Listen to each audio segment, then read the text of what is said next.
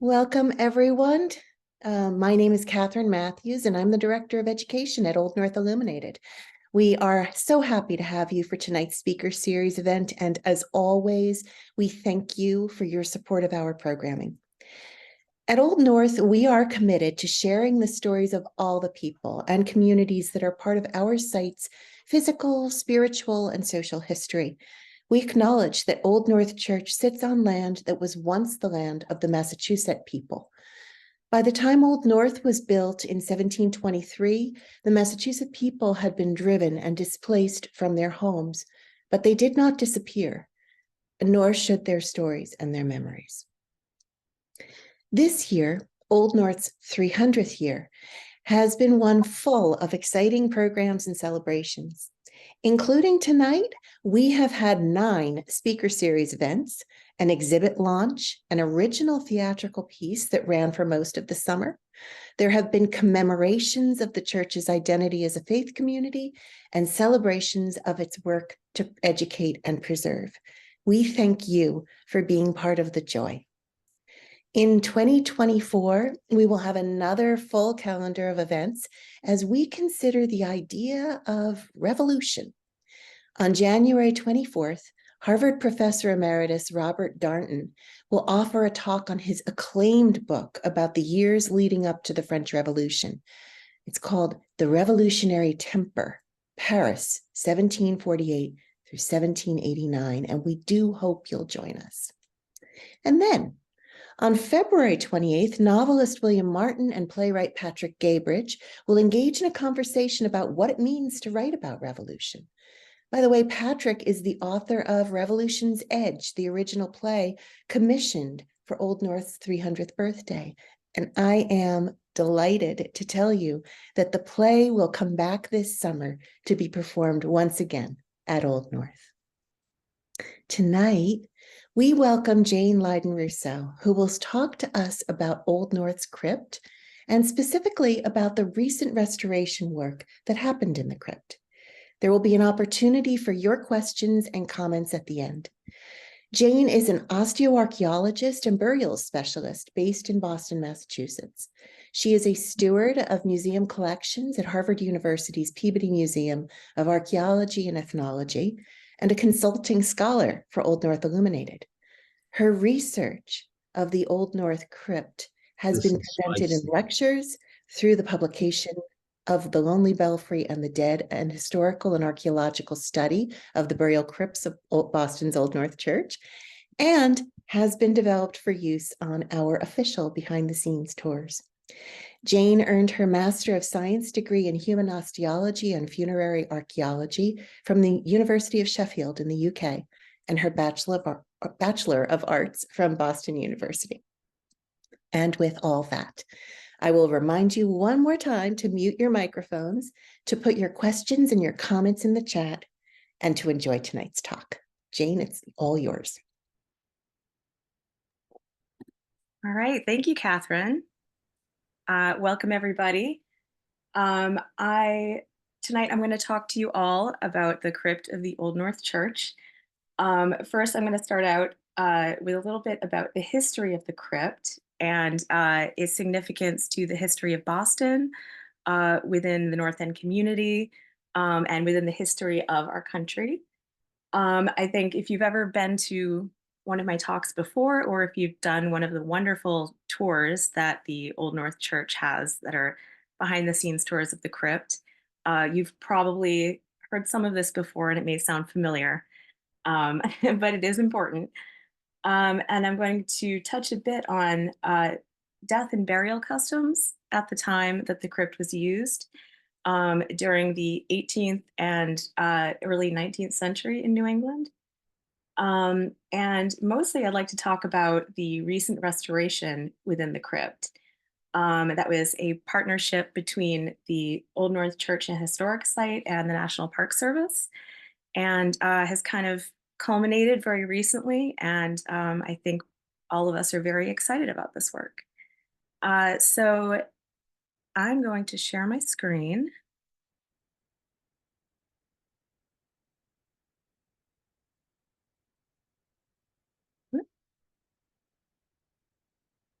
Okay. Can everyone see that?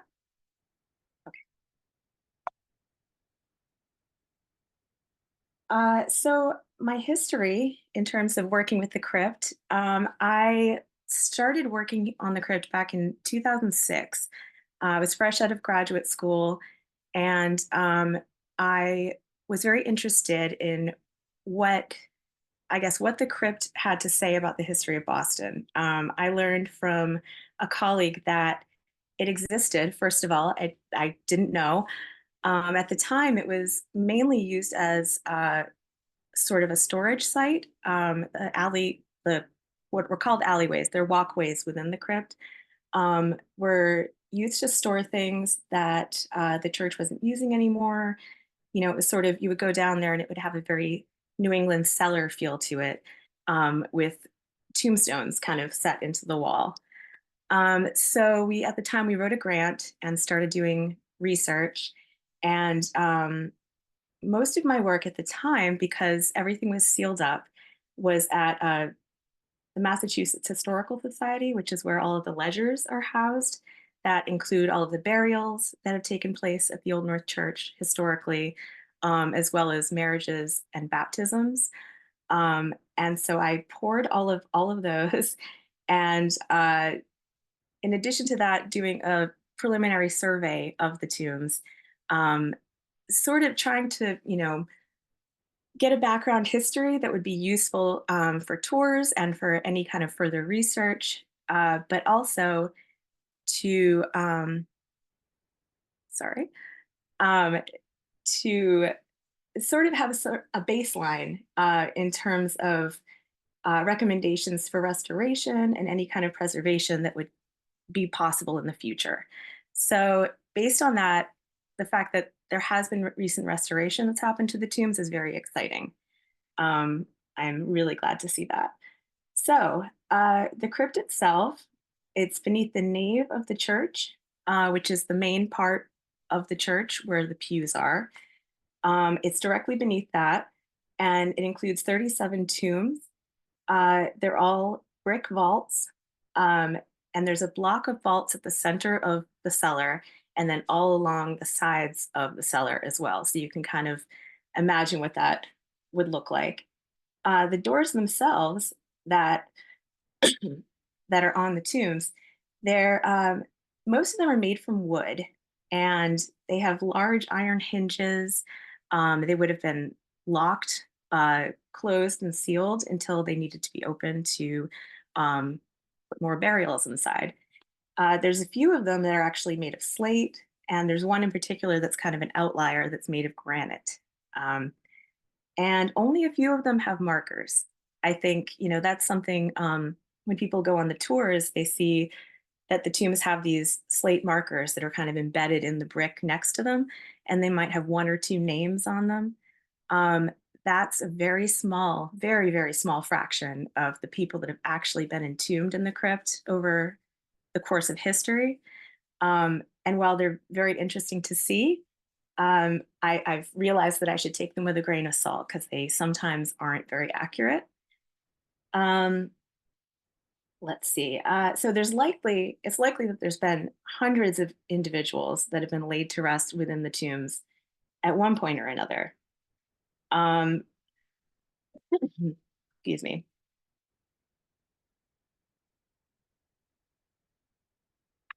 And it's interesting to see when finding out exactly how many people might have been entombed in there. You really have to kind of pour over the history of how the crypt has used itself over time. So I'll go into that. The church itself, Old North, was built in 1723. As Catherine mentioned, this is the ancestral homeland of the Massachusetts. The first tomb was built 9 years after the church was first founded, and that was in the autumn of 1732. So that was Tomb One, and Tomb One is actually the largest of the tombs, and it's the most easily accessible from what was then and is now the cellar entrance. So if you've been to the Old North, it's the entrance that comes from the courtyard and goes directly down into the basement. And at the time, it would have been possible for sextons or any kind of funeral procession to take the coffin directly through that door into the door of Tomb 1. And it was just a straight shot. Um, and shortly after that, Tomb 2 was built directly behind it.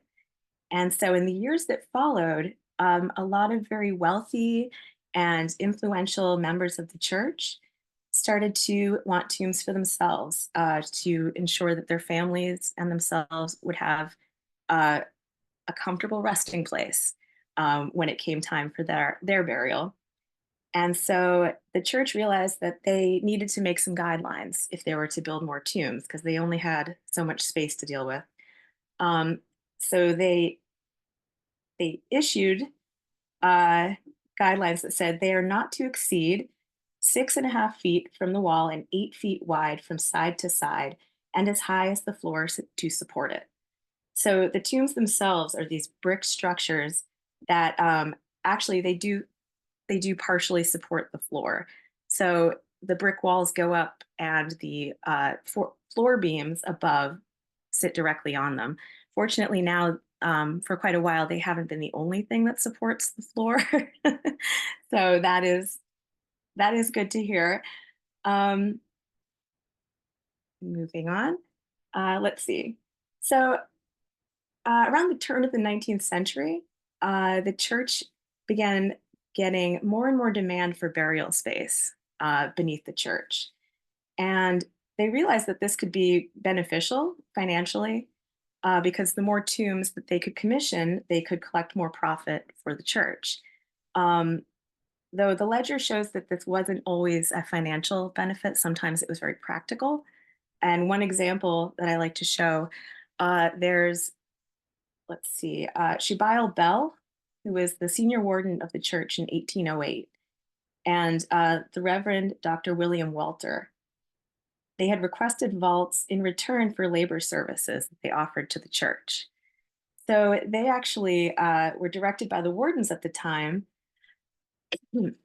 um, they were given half of the land under the porch of the church for building a family tomb on the condition that they took up the floor of the porch and had it laid in stone or tile. So they did a favor for the church and sort of redid their porch and and were able to have this burial space. And they laid it in stone or tile, and then the vestry record shows that Tomb 8 and Tomb 9 are actually their final resting places. So that was a successful transaction. Around this time, also, the tombs were opened for public burial. So up until then, it had kind of been where a wealthy family could commission a tomb, and that would be their tomb. They would have a deed to it. Um, and over time, it was determined that it would be better if they could have people who could, be buried in these tombs, and it wouldn't be quite so official where this tomb would just be for this family. Part of this was in 1812, they created a tomb that was for the interment of strangers. Now, a stranger, uh, in this sense, is referring to someone who was not a member of the congregation. It could have been someone also who was not a known member of the community. They may have been someone who was traveling from out of town, someone who, there's entries in the ledger where it'll say something just like a first name and stranger, stranger of, Mrs. Smith or some kind of relation to someone. Um, and so someone from the congregation would have provided the fee for burial, and they could have been interred in Tomb 14. And so I think that's one of the most popular stops on the tour, actually, is the Stranger's Tomb, because it's a very intriguing stone. And so, excuse me, and at that point, in 1820, there was a total of 33 tombs within the cellar. And that meant it had nearly doubled since the previous assessment had been taken in 1808. And so at that point, they decided to build three more tombs, which were beneath the vestry of the church. And that brought the total up to the 37 that we know of today. And that completely maxed out the cellar, to say the least. And so in 1845, they decided that if more tombs couldn't be built, there was no more room for them, then they were going to have to reuse the tombs, which was something that was, not as controversial as you might think at the time. This is something that they decided the oldest tombs would be swept clean first, and the new burials could be interred and more profits collected. So in January of 1849, the first tomb that was built, tomb number one, the ledger shows that it was the first one to be cleared of its contents. And what they did at the time, they wrote down that in clearing the tomb, all coffins upon which the plates were plain and legible, plates meaning name plates that are affixed to coffins, were carefully laid aside. The remains were then put into boxes procured for that purpose, and the plates were nailed on the boxes in their proper order, and all was left in said tomb. And after this was done, more tombs were swept in the years following. So let's see, there's actually something from a sexton from 1856 who kept diaries. And I find these diaries fascinating. They're a very interesting read. Um, but he calls himself a sexton of the old school in Boston. And he refers to tombs throughout the city, not just at the Old North Church, but he says tombs, like other tenements, will change owners. If no survivor is at hand to prevent, and the new proprietor has other tenants whom he prefers for the dark and gloomy mansion, and they, in process of time, shall be served in a similar manner by another generation. This is no exception. It is the general rule, the common course of dealing with the dead. Um, Now, this brings us to what happened to all the remains. We have that one report from Tomb 1 that says that the remains were basically reboxed and placed back into the tomb. They were consolidated, and the coffins would have been broken down. That's not always what happened. So this brings us to the concept of the charnel house or the charnel. I have some images here. It's an example of one in the UK. And basically, what would happen was uh, it's a crypt set aside for disposing of skeletal remains, and they would be swept aside once they had, been sufficiently decomposed. All of the coffin wood could be discarded, and then the tombs could be reused. And this is something, it's not as common in New England, particularly at this time. This is something that's seen a lot more in the crypts of Europe. And one of them that comes to mind is the catacombs of Paris.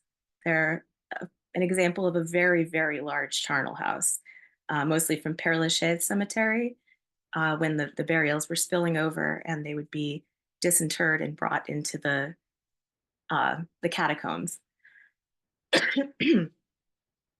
um, and another example that I have is in New Orleans, New Orleans burials. This is an example of a oven crypt or oven vault, which is a very grim name, and this is why they're called that. The upper levels are actually tombs, and burials would be put into the tombs, um, and they had to stay in there for exactly 1 year and 1 day. And the city considered that sufficient enough time for them to decompose where they could be opened. And the tombs would then be swept, and the bones would be pushed back to the back of the crypt. And then they fall down through a little opening, falling down into the space below, which is called a caveau. And the bones collect in the caveau, which is sort of like another type of charnel. And you may be thinking 1 year and 1 day. The key here is that includes a New Orleans summer, which would be sufficiently hot enough to accelerate decomposition significantly. So 1 year and 1 day, and all that's left is bones. Um, Sorry for that visual. Um, and I should say in New England, it was actually a lot more common to rather than a charnel, to if it was a burying ground, they would just kind of keep piling dirt higher and higher and burying higher and higher, expanding cemeteries that way. And one that's a good example, you see this at Copp's Hill quite a bit, which it's built on a hill anyway, but the hill has been expanded just by having a burial, and when that burial is sufficiently decomposed, burying on top of that with more dirt and more individuals.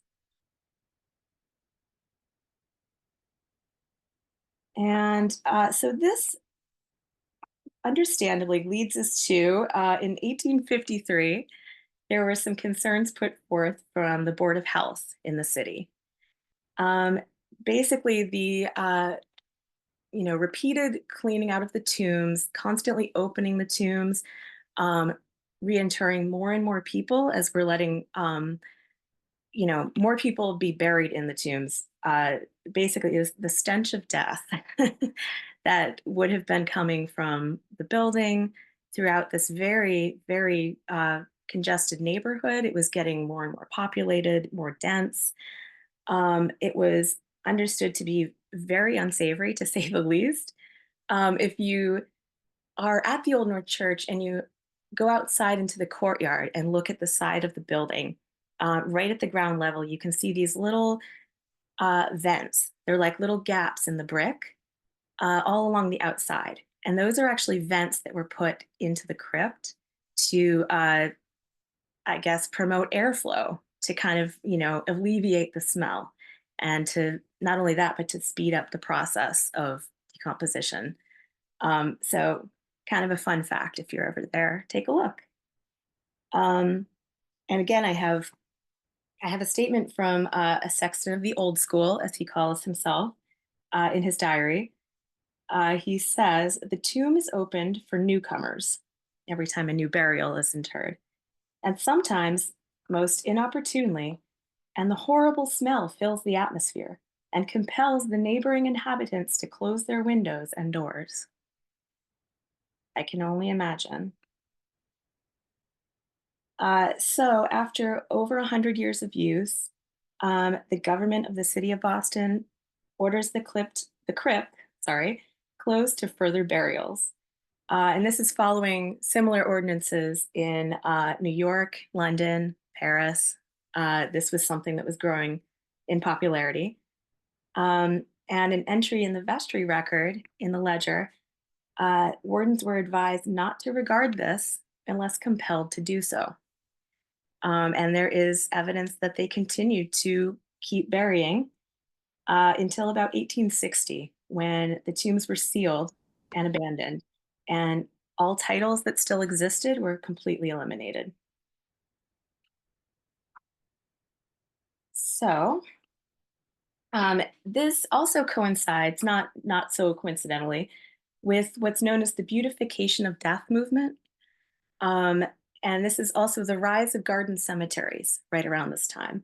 So they were seen as a center of beauty, contemplation, nature, very open and airy and beautiful. Um, and of course, the nation's first garden cemetery is Mount Auburn Cemetery, right in Cambridge, Massachusetts, which was built in 1831, and followed shortly by Forest Hills in Boston in 1848. And this whole movement was related a lot to concerns of overcrowding in the cities. Dead bodies were seen as unsanitary, and not only that, they were seen as a danger, that they could infect the living. And so, um, interestingly, one early advocate of garden cemeteries is Sir Christopher Wren, who, if you're a fan of the Old North Church, you probably know he's an English architect. And he, after the Great Fire of London, sort of was responsible for designing a lot of the rebuilding within the city. And he designed something 50 something churches, I think, around the city of London. And the Old North Church is very heavily inspired by his church architecture.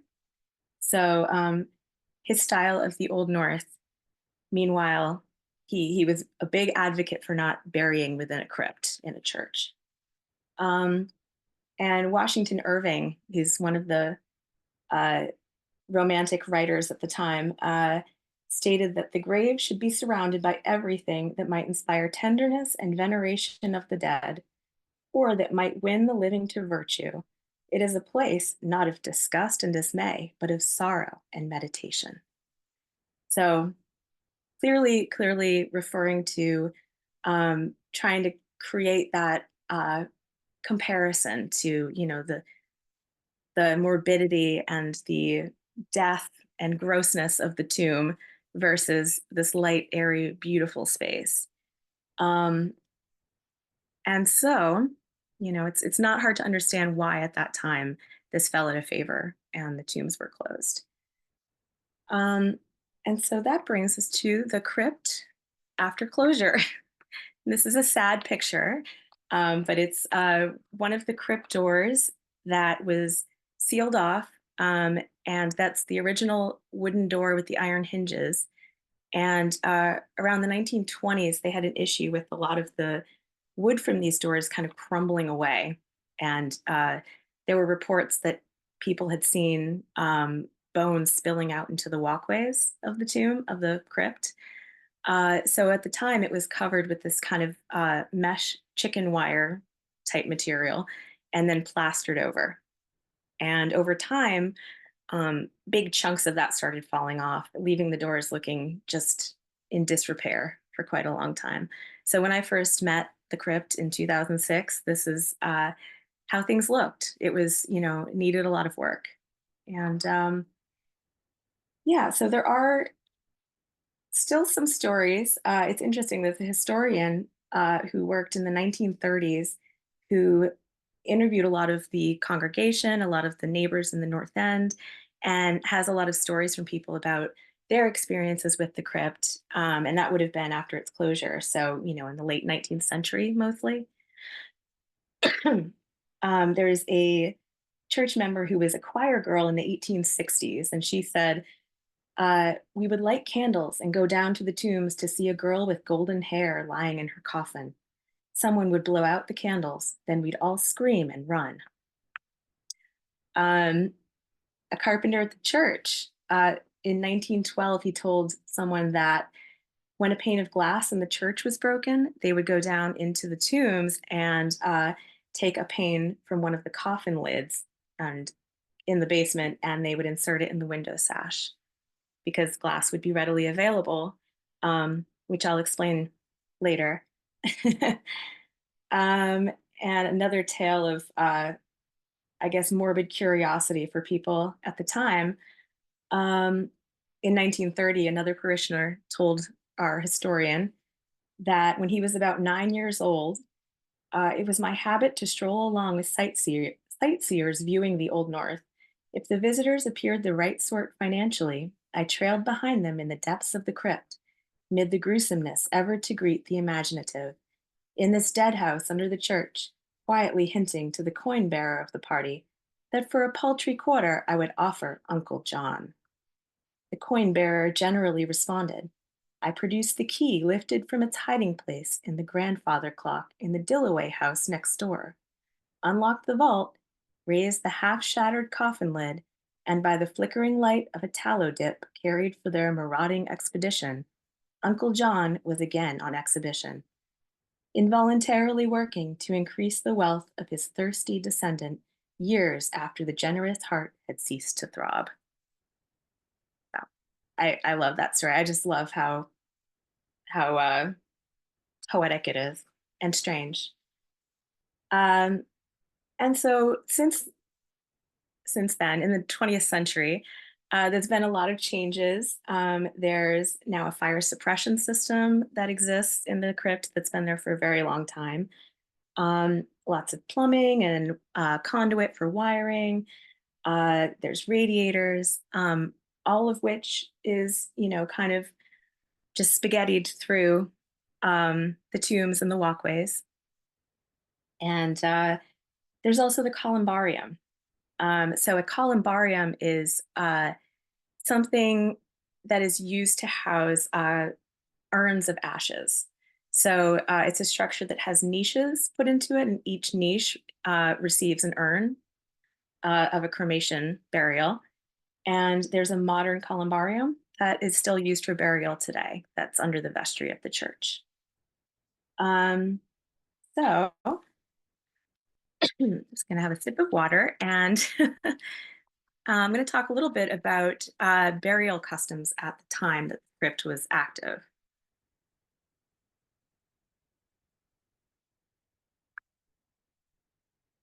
Okay, so in the 18th century and early 19th century, that's the time frame that we're looking at here, uh, in European tradition and New England tradition, burial near a church was seen as maintaining a closeness to heaven, and more importantly, maybe a closeness to one's community, church community, family. There's a gravestone inscription from a graveyard in England that I love, and it says, "Here lie I by the chancel door. They put me here because I was poor. The further in, the more you pay. But here I lie as snug as they." So they're right near the door. They're not under the church, but they're right near the door. Um, and in these tombs, so these tombs within the Old North crypt are barrel vaulted. So the best way I can describe it is it looks a bit like a brick pizza oven. Just picture them being quite large, about 8 feet by 8 feet by 6 feet. Um, and coffins would be arranged and stacked. And sometimes, if someone was wealthy enough, they might have shelves inside, usually at the back or shelves on either side. You can see something similar if you think of like modern mausolea that you might see, if it's a chapel in the center, and then there will be uh, shelves on either side for caskets to be entombed. So it's similar to that, although if they didn't have shelves, they would be stacked, sometimes as high as they could be stacked, which meant that they could sometimes collapse because that's quite a bit of weight. Um, in 18th century New England, um, the coffin style that was used is referred to as single break construction. So these were usually made from a soft wood, commonly pine, and single break construction was so that this shape is it's like an anthropoid shape. It looks like the shape of a body, and where it's wider at the shoulders, narrow at the toes. It's sometimes called a toe pincher coffin, appropriately. And early on, it would be nailed shut. In later times, they started using screws to kind of screw down the lid of the coffin. Um, and I'll tell you a bit about that later. And then they would have been sealed with pitch as well, just pine pitch, and then lined with the cloth. Um, Usually, the cloth would be something that would look appealing. It would be something attractive because that might be seen.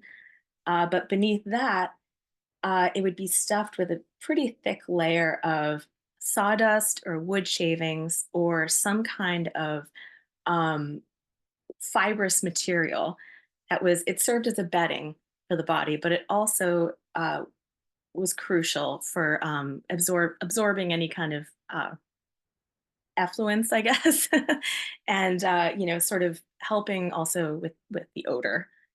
And they would put things in as well, like um, things that might smell nice. So flowers or uh, pine boughs or anything like that. And then, most importantly, it would be affixed with a coffin plate. And this is a small plate that would have the name of the deceased, their date of death. It was usually made from a soft metal like copper, lead, or tin. Um, and these coffins were usually made by local cabinet makers. So it wasn't until later that they were more of an official capacity as coffin makers. These would be cabinet makers that would also make coffins. And the body would be prepared by the family, most commonly female members of the family, though not exclusively. And they would be waked within the home, so within the family home. And that just meant that the individual would be in their coffin, usually in the parlor or in some kind of family gathering area, um, where people could come and pay their respects. They had coffins most often during this time had a viewing window, which brings us to the glass pane that I said I would explain. So the viewing window is positioned over the face of the individual, and it would be a small pane of glass through which you could see their face. That was partly to kind of keep a physical and also, spiritual distance between the dead and the living. There would have been an odor. This is in a time before embalming. Embalming didn't take off until right around the Civil War. Um, and so the individual would be laying uh, in the parlor for quite a few days. And it also gave people a chance to kind of, say their goodbyes, have some more time with the individual. Um, and let's see.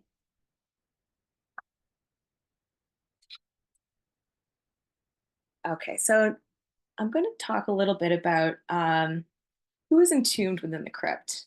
So this is probably a question I get asked more than anything, as people are really interested to know who's buried there. Why are they buried there? Is their family buried there? Um, and so the way that you can find this out is through the burial registers that were kept by the clergy. Um, and so this almost always has the name, their age at death. Sometimes the cause of death is listed, although it's not common. Um, and around 1792, a series of deaths were attributed to an outbreak of smallpox, which you can definitely see happen in the ledger. There's also yellow fever right around when the crypt was first built in 1806. Death by consumption, which is now called tuberculosis, began to appear as a common occurrence. And that's a disease that thrives in urban centers and crowded areas. So as you see the North End becoming more developed, consumption becomes more of an issue. So I have a list of common causes of death that are listed in the ledgers. And this included fits or seizure, dysentery, fever, natural decay or aging. I love that one. Um, Recurring fever, diarrhea, canker fever, worm fever, dropsy or edema, whooping cough, inflammation of the bowels, jaundice, palsy, scarlet fever, lung fever or pneumonia, falling, burning, scalding, drowning, and even a sore throat. So there's a variety here. I think it's interesting to see. I think it's something that we hear a lot, that life was hard historically. It's a lot of these things that I think now we would just simply go to the doctor, or we would just treat at home, could have been absolutely fatal and were. And it really is interesting to see when you see them in the ledger tied to specific individuals. It kind of really emphasizes the fact that these were real causes for concern for these people, and this is what their lives were. Um, and so throughout the 18th century, there were many wealthy and prominent citizens in the North End. Um, and in the years following the Revolution, a lot of the wealthy members began to disperse throughout the city and throughout the area. And by the end of the 19th century, the North End was continually resettled. Um, by a lot of immigrants from Europe and by formerly enslaved individuals as well. And uh, so actually, at the time, the Old North Church baptized more Black parishioners than any other church in New England. And there are many, many instances in the ledger of marriages, baptisms, funerals of Black parishioners that were being conducted by the church, and they're recorded in the register. Um, any documentation of funerals that are held for these individuals is unfortunately uh, very brief, and their race is always specifically mentioned. Um, and the people are always, they're often referred to as belonging to a white parishioner. So you may have, for instance, a first name and, belonging to such and such a person. And so you don't really get to know who these people are. Um, and it's really unfortunate. I've been trying to find if there are any Black or Indigenous parishioners, citizens of the North End, who may have been definitively entombed in the crypt. I'm having a very hard time. A lot of this information, unsurprisingly, is not recorded. I think this is an avenue that really needs further research. Um, it's something that, I don't want to be lost to history. I would like this to be uncovered. Um, there's one instance of one Indigenous woman mentioned in the ledger, and her name was Jerusha Will. And I noticed that the Old North Church has a podcast on their website that recently had an episode that featured her. I would love to know her story, and if she has any connection to the crypt. I have no idea. Um, this is something, when I say that there are areas for further research, this is a big one. Okay. And so a few of the prominent Bostonians, members of the congregation that we had questions about, going in when we were looking within the crypt. And one of them is the Reverend Timothy Cutler, the founding rector of Christ Church at the Old North. And he died in 1765, and he is supposedly in tomb 18. And then there's also Captain Samuel Nicholson. He's the first commander of the Constitution, Old Ironsides. He died in 1812, and he is meant to be in tomb 7. And the biggest mystery is Major John Pitcairn. If you've heard of him, you may have heard of his connection to the Old North. He was the commander of the British Marines at the Battle of Bunker Hill, and described as an active, ambitious, and hard-drinking man. He was beloved by his regiment and respected by the citizens of Boston. Um, so the legend surrounding his burial is that he was moved to Westminster Abbey, back to his native England, um, after the war. He was placed into one of the tombs at the Old North uh, for a time, and then once the war was over, he was uh, presumably taken home. Unfortunately, there's no evidence of his burial ever being moved from the Old North because there were no entries listed during the years 1775 to 1778 because that was during the War of Independence. Um, and so there's no record of him being moved in the ledger. There's no record of him still being there. So is he still there? Well, we'll talk about that. Uh, which brings me to uh, the restoration of the tombs and the archaeological work that we've done within the crypt. So initially, let's see. So this is in 2017 when The plan, I guess, well, the plan as far as restoring the crypt was to remove the original tomb doors and have them professionally restored. The masonry within the tombs needed to be repointed. It was very crumbly. There were lots of places where bricks were missing or spalling or broken. Um, the plan was also to lower the floor. So the floor that was in there at the time is poured concrete and was put in the 1960s. So it's very much not historic. And the floor was going to be removed in order to make it more accessible for visitors and for tours, because at the time it was very hard to walk through without bumping your head on a pipe, or there was no accessibility unless you could walk down a couple of stairs. Um, and so, in order to lower the floor, or get rid of the concrete that was in there, um, it was decided that it would be taken up, and the original dirt floor beneath it, would need to be lowered in order to kind of allow people to pass through easier. Um, and so the archaeological survey was going to involve initial test units, and these are archaeological test units within the walkway of the crypt. And so the plan was to do four of these test units um, to see if there were any burials beneath the floor.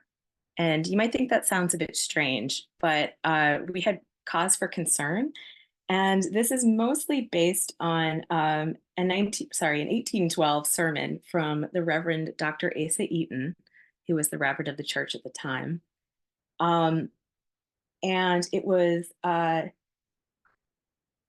I'll just read it directly. He says, uh, some years since, and this is in 1812, while the workmen were employed in the cemetery building tombs, one of them found the earth so loose that he settled his bar into it the whole length with a single effort. About 6 foot below the bottom of the cellar, he found a coffin covered with coarse linen cloth, sized with gum, which on boiling became white, and the texture as firm as if it had been recently woven. Within this coffin was another, protected from the air in a similar manner, and the furniture was not in the least injured by time. The flesh was sound and somewhat resembling that of an Egyptian mummy. The skin, when cut, appeared like leather. The sprigs of evergreen deposited in the coffin resembled the broad-leaved myrtle. The stem was elastic, the leaves fresh, and apparently in a state of vegetation. From the inscription, it was found to be the body of a Mr. Thomas, a native of New England, who died in Bermuda. Some of his family were among the founders of Christ Church. His remains, when discovered, had been entombed about 80 years. They now rest in the northeast corner of the cemetery, and the stone so long concealed from observation is placed over them. So, according to Dr. Eaton, um, there had been a burial found underneath the floor of the crypt, and this is before the crypt had been built, that this burial would have been placed there. So, based on what he said, it sounds like they had replaced the burial somewhere in the crypt. And so we did these test units to see if we found any evidence of grave shafts. Fortunately, we didn't, which was very fortunate. Ideally, we were hoping that we wouldn't encounter any burials, and that the work could continue without disturbing any remains. That was sort of the ideal situation. Um, and although we didn't find any burials, we did find quite a few interesting artifacts that were clear evidence of funeral activity and other burials. Um, so we found coffin furniture, uh, furniture being another word for hardware. So coffin handles, coffin tacks, as well as burial shroud pins, other kinds of that may also have been used for other kinds of textiles within the coffin, and a plate of window glass. And window glass, although it's not definitive by any means, I'm would not be at all surprised if it's from a viewing window.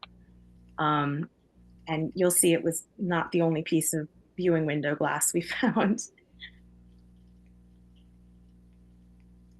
And so that brought us to the other part of the initial work that was done, which was to use a tomb kind of as a test case to see if the doors could be removed for restoration, um, what would that would entail, and if the doors were removed, what would we find inside?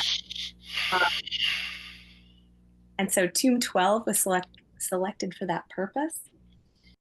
This was a very exciting day.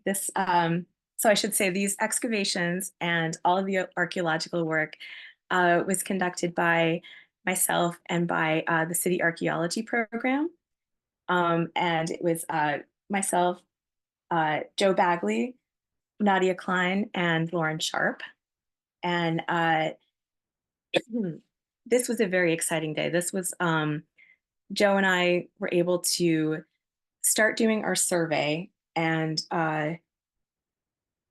let's see, this was a tomb that had been cleared, according to the ledger, in 1844.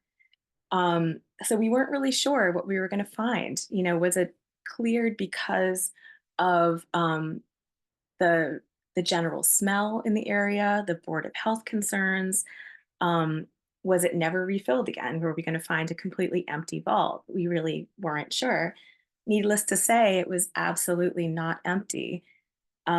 We got in there and found major coffin collapse.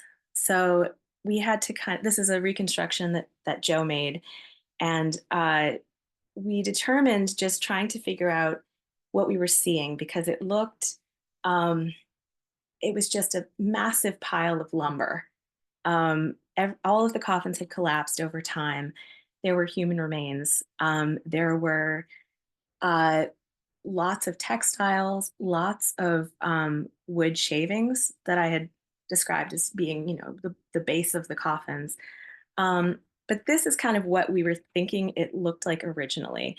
And it would have been 4 layers, at least, of adult coffins with infant and child coffins placed on top of them, um, which would have involved rearranging every time a new individual was placed in there. So the coffin collapse, I should say, that doesn't necessarily happen because coffins are placed on coffins. It happens over time.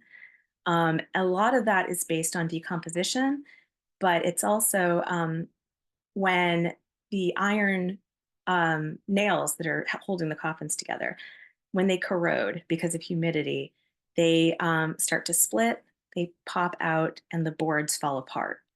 Um, so there's not much holding these coffins together. And so that would result in, you know, over time, they just fall apart and fall apart.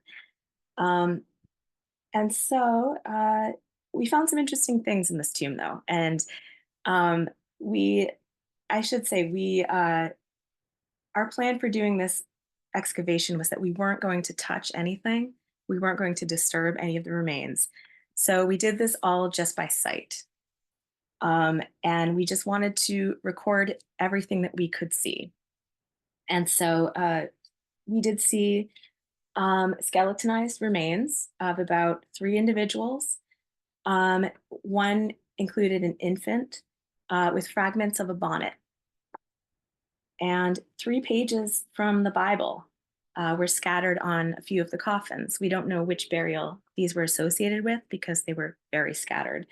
One page is from the Gospel of Luke, and it described the resurrection of Jesus, which we thought was a highly appropriate offering for a tomb. Um, Interestingly, the coffins have a very similar style and construction, which we determined likely date to one specific period. So if it was cleared around 1844, and prior to the closure of the tombs, the official closure, so it was a very specific short period. They all looked very similar. It's possible they could be from the same cabinet maker. Um, and so that was a very good intro for us into the 2023 season of archaeology, which is really when the project began in earnest. So this was, I believe, in February or March of 2023. And this is when the tombs were opened. So we had, uh, of the tombs that were opened, 8 of the original wood doors were to be restored. Um, the tombs that had slate doors or the one with the granite door, some of them that were just bricked up, those were not opened because those were not going to be, the doors weren't going to be restored. They were just going to be left as is. So our goal was not really to open all the tombs. It was really just the doors were being taken out, and this was our opportunity to get a survey in, get a look at what we had, you know, what was going on. Um, and so, of course, we formulated some research questions. And I think, going in, these are some of the things that I really wanted to have answered, wanted to kind of explore. Um, Number one, do the tombs still contain burials? Based on how they were cleared and reused, it was sort of uncertain. Um, if so, which tombs? And would this correspond with the record of clearing and reuse that the ledgers show? Um, what's the state of preservation in the tombs? Are the burials stable? Is this something, if there's a lot of degradation, is it something that's going to keep continuing? Um, is the replacement of the doors going to change that? Because it's creating, there's a microclimate in there. There's a small space. Is that going to change if the doors are changed or if they're temporarily opened? Um, are the burials consistent with what's known about funerary customs of the period? Are we going to open these and find something completely different? That would have been very surprising, but you never know. Um, and, what, if anything, can we learn about the individuals based on what we find?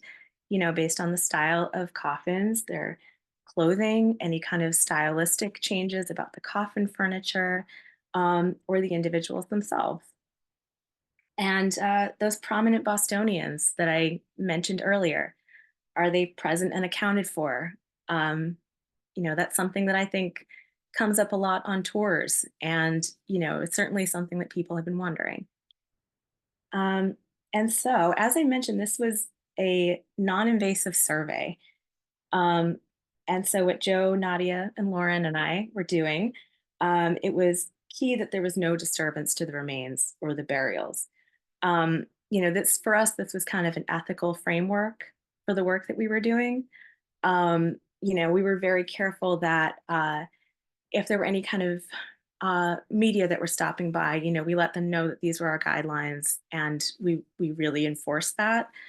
Um, there, one of the criteria that we had was we wouldn't touch anything unless we needed to because it was going to be dangerous for the remains. For instance, if there were a few instances where the doors would be removed and something might fall out, whether it be coffin wood or remains, in which case we would have to be very careful about replacing it. And so the doors themselves, they were removed along with their sills. So there was nothing left there except for the brick. Um, and so we were able to get a pretty good wide view of what was in each tomb. um, and so most of our research was focused on digital photography and 3D scanning, which we just took loads of photos that we're still poring over and compiling, and it's quite an archive. Lots of notes. We had time while the contractors were removing the doors to kind of pore over each tomb and discuss what we were seeing and, bounce ideas off each other. It was really nice to work with such great colleagues that we could, um, sort of have this discussion about everything that we were looking at. So, in short, the tombs were definitely not empty. Not one of them. All of them contained burials, and some were filled to capacity. Like Tomb 12, nearly all of the tombs had coffins stacked in about 2 to 5 levels, leading many of them to coffin collapse. Uh, the states of preservation within the tombs varied quite a bit.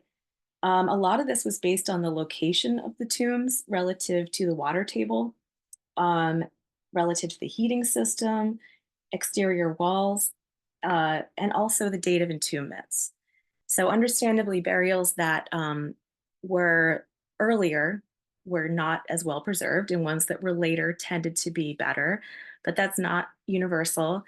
Tombs that were at the lower end of the crypt, uh, which is closer to, I guess, closer to the water, the ocean, and closer to the water table, there was quite a bit of decomposition. There was not much there.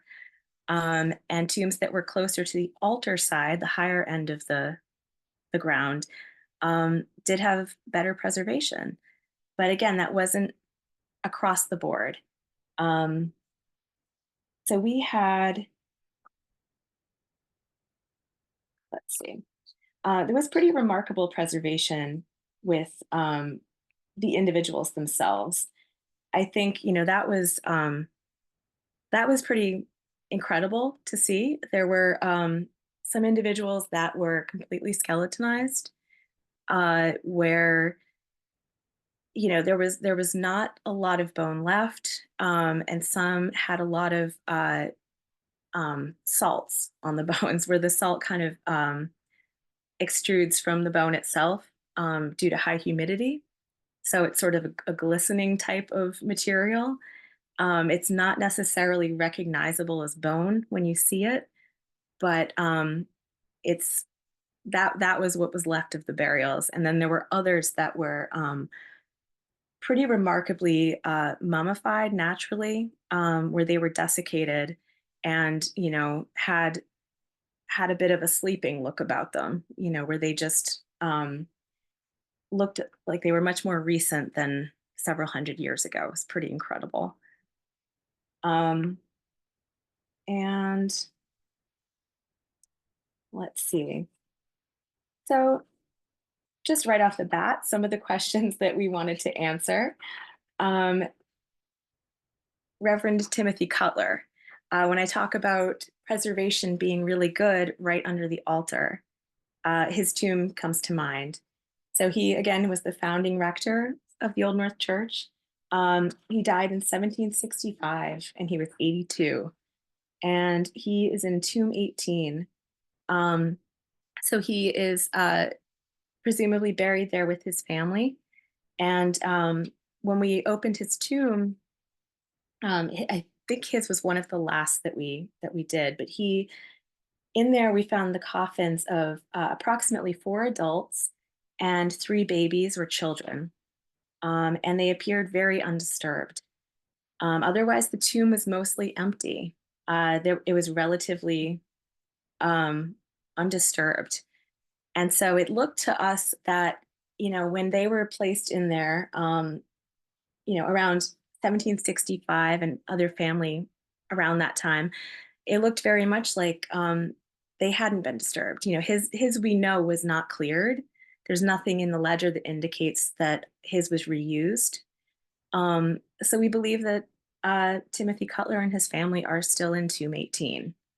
Um, these coffins were in excellent condition. They didn't suffer, I don't think, any coffin collapse, if I remember correctly. And they looked like they were a bit nicer than than some of the other coffins. So it looked like it was an important individual, um, and someone had taken great care to kind of ensure that this burial site would be preserved. And Captain Samuel Nicholson, um, and he again was the commander of Old Ironsides, the USS Constitution. He died in 1812, and he is in Tomb 7. And Tomb 7 is at the complete opposite end of the crypt. Um, and when we opened this tomb, at first we thought that it had been cleared at some point. There basically all we could see was the outline of four coffins in the soil. There was nothing left. In fact, it hadn't been cleared. I think we're very confident in saying that what had happened was this is the lower end of the crypt. It's much wetter down there. It was very humid. You could tell just by the environment in the crypt today. Um, and it looked as though the burials had never been disturbed. They were just very well decomposed. Um, it was actually um, it was kind of nice to see. I know that sounds strange, but it looked as though they hadn't been disturbed. That was the final resting place. It presumably is Captain Nicholson and his family, um, because it was several adult individuals. Um, and that was a very different appearance to what we saw in Timothy Cutler's tomb. Again, it's, just different conditions in different areas of one space can do very different things in a burial context. And it was really interesting to see those two comparisons. Um, and of course, Major Pitcairn, who was presumably taken back to his native England. Um, in that in that tomb, um, major coffin collapse, many collapsed burials in there. There was one large, fairly ornate coffin that was mostly intact. However, we have no reason to think that this is Major Pitcairn. Um, it would have been helpful if it had any kind of indication on it about who this is or who anyone in this tomb is. Um, I think the legend continues because we couldn't really say who this was, but we don't. There's no reason to think that it's him. Um, so I'm going to talk a little bit about what we did find. I've carefully cropped out any human remains from any photos, um, and I'm going to show some pictures of coffin hardware that we did find. So here are some pretty good examples of different types of handles that we found on the hardware, sorry, on the coffins. The bail handle, which was found initially in the walkway that I had talked about that we excavated in 2017, um, and a bar handle that is on a coffin in one of the crypts. And they're very close. From what I could tell, they're close in date in terms of their style. The bar handle is a bit more complicated because it involves a lug that kind of goes into a bolt and then they screw together. Whereas a bail handle is a little simpler. And the bail handle you can see is quite a bit more corroded.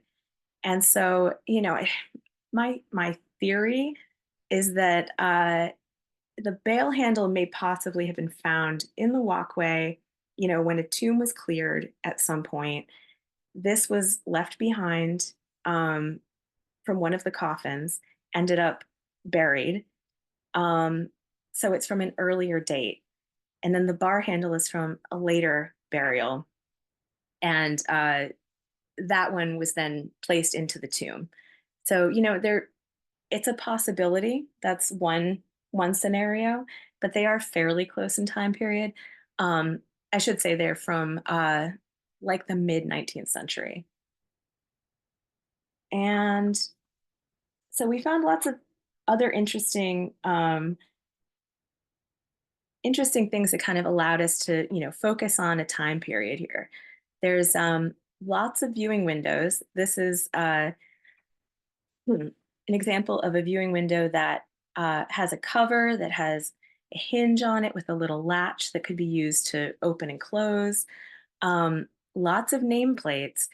But as I said before, these are made from soft metals, um, like lead or copper, and they corrode very quickly. And they were unfortunately all illegible.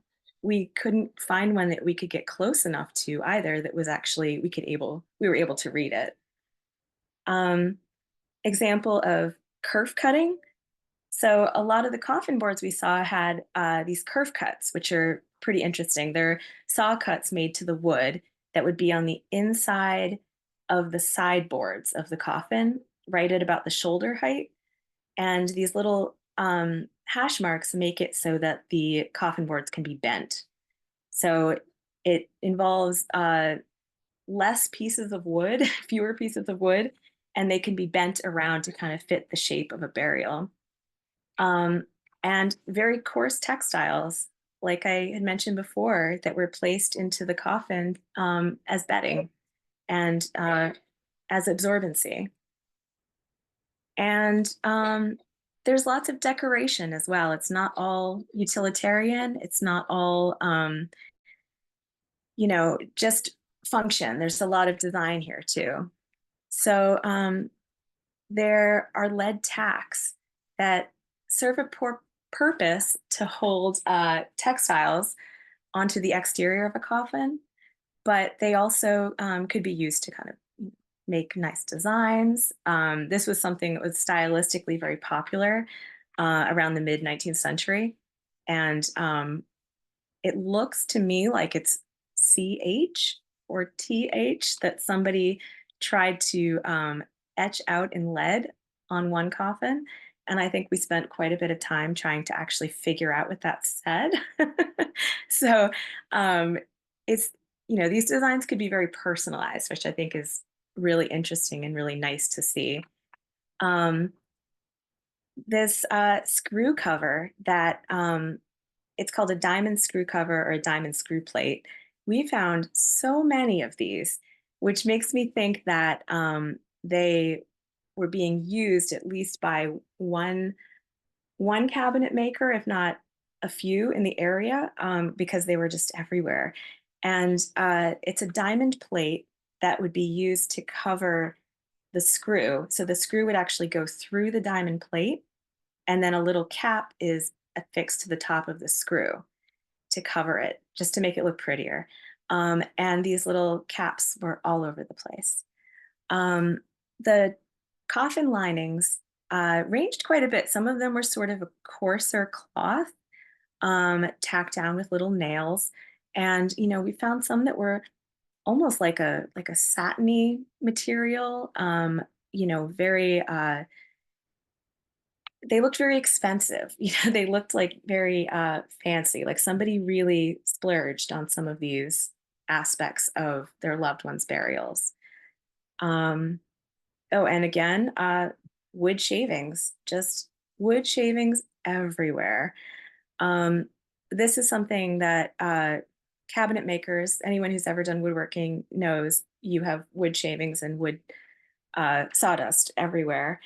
And if you're making a coffin, if you can put that to good use, then, by all means, it can be used within as bedding. And it very much was. Um, I think one of my favorite aspects of what we did find is burial garments. And I can't show you any from the Old North crypt because I can't show them without showing human remains, which I'm not doing.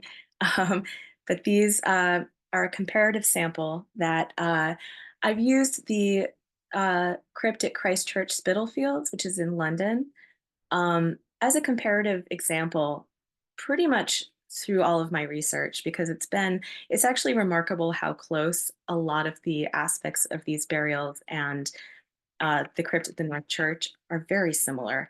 The dates of use are almost spot on as to the ones at the Old North. Um, and so this, we did see quite a bit of shrouds, mostly fragmentary. And a burial shroud would have been a soft material, something like muslin or cotton. Um, and a lot of bonnets, not just on children, sometimes adults as well. In one instance, we saw an individual that had what appeared to be a coat with buttons.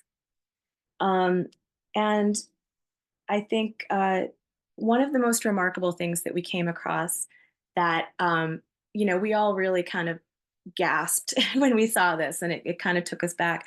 There was an individual who was incredibly well preserved, just, looked as though they had died very recently.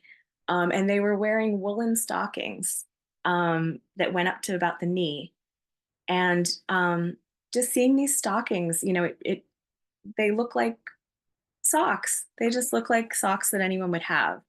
And knowing how old this burial was when this individual lived, and seeing this part of humanity, um, it was really moving. It was a very, very cool thing to see. Um, and so, and a lot of these garments, at the time, they would have been made by family. So, if a family knew that someone was ill, they may have time to prepare. Um, they may have to make them hastily. If someone died, they would, make burial garments uh, quickly. It was not as common for people to be buried in their everyday clothes, although it did happen. Um, and so, some of the other things that we found, another one that was really memorable, there was a child um, with a gold ring placed on their little finger, and they were kind of placed in a burial pose with their hands upon their chest. And I know when we saw this tomb, we could just see this sparkling kind of off in the corner, and one of us shined our flashlight on it, and seeing that it was a gold ring, just beautiful. Um, and it was, again, just the humanity, thinking that someone loved this child and left this ring with them to be buried. And it was a very wonderful, beautiful thing to see. And so I think I am going to leave you with this last find that I take no credit for, because this was found after we had left. And this is a public archaeology laboratory out of Rhode Island, was doing archaeological monitoring. So after the tombs had been closed with their temporary doors, um, we had left to kind of compile our notes and download our photos. And um, Pal was there while the floor was being lowered. And they were monitoring just to make sure that there were no artifacts coming up, no burials encountered. Um, and they were there for a little while after that. And as the floor was being lowered, this fragments of this gravestone came out of one of the tomb walls. Um, and basically, what it shows is that it's reuse. So at some point, this gravestone was either damaged, or it was maybe the stonemaker made an error and it was a cast off. It was a seconds basically, and the stone was reused. And so it was stuck in with all the field stones and bricks and things like that, as construction fill. And they found these pieces, and Pal was able to piece it back together.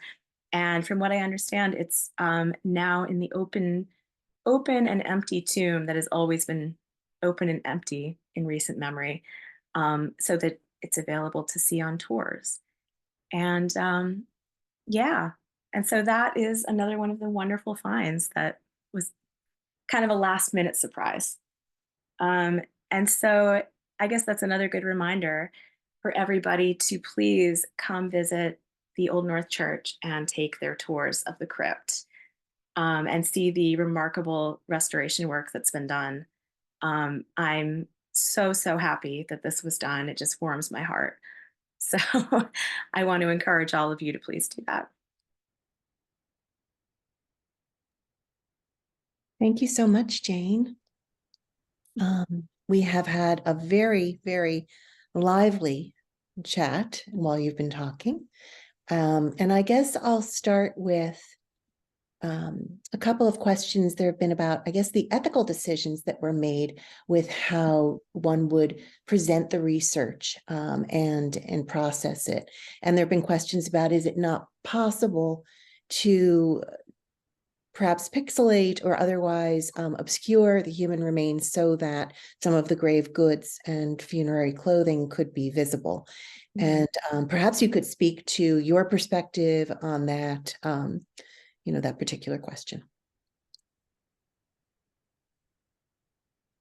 Sure. Yeah. No, I think, and this is something that don't get me wrong, I was really hoping that that would be possible. I was struggling with kind of, how can I make this pixelated enough where it feels respectful to the individuals, and also not comically photoshopped, I guess. There were a lot of photos where you can see inside the tomb, you can see all of the coffin wood.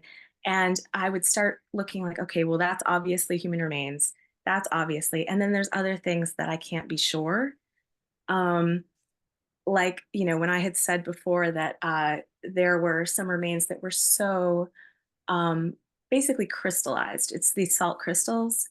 And a lot of people might not know that they're human remains. I know.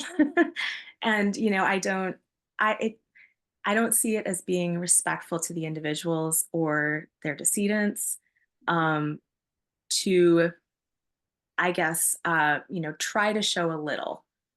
So it was sort of, if I can't feel comfortable with what I am showing, I'd rather just not. Unfortunately, a lot of the burial clothes, um, it's not, the Spitalfields examples that I showed are pristine. They look so nice. A lot of the ones that are in the North Church crypt are very deteriorated, to the point where you can see through them and you can see the remains through them. Um, so it wouldn't have been as easy to kind of show them. Thank you. There have been a couple of questions about evidence of military burials. Were there any military medals that were seen? There's also apparently a legend that many, many soldiers were buried in the crypt. And did you see anything that would indicate the presence of soldiers? I was wondering, and that was something I was wondering if we would see in Captain Nicholson's tomb specifically. Um, and when I say there was nothing left in his tomb, it was very much just outlines of burials. Um, there's one individual that had a coat that had, I want to say, looked like brass buttons. They were very big buttons. It looked kind of like a military coat. That's a possibility. I don't know for sure. That's the only one I can think of, though. For the most part, these coffins, are fairly nondescript. The one that had the lead tacks that kind of made the nice little design, that was probably one of the more decorated. So the coffins themselves are somewhat uniform, um, no pun intended, but nothing that would, be quite as recognizable as a military medal or anything like that. That would have been very exciting, though. There's another remark that at King's Chapel, that there is a tomb that's missing a brick and one can see inside. And the comparison between the level of preservation at King's Chapel of their tombs versus Old Norths, which have, clearly that with the coffin collapses and all of that and the water damage, it's different.